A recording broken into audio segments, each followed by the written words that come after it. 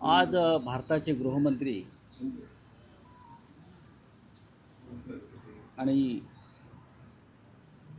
भाजपचे नेते अमित शहाजी मुंबईला येत आहेत.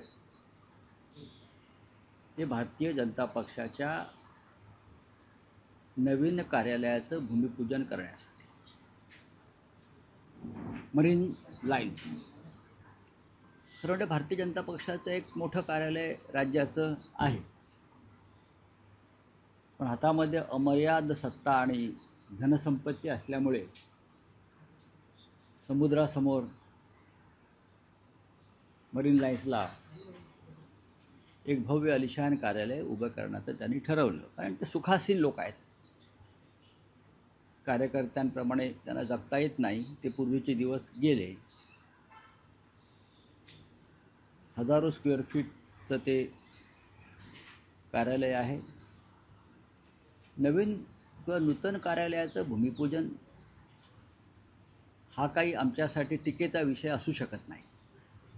राजकीय पक्षांना तो पूर्ण अधिकार आहे.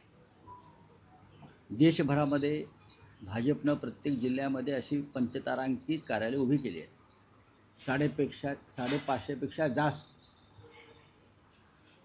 म्हणजे मुंबईतलं दिल्लीतलं कार्यालय जर आपण त्यांचं पाहाल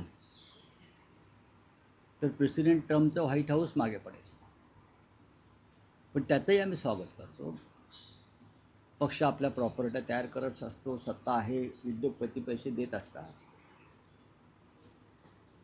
प्रश्न इतकाच आहे, मरीन लाईन्सला अद्याप मराठी भाषा भवन होऊ शकलं नाही.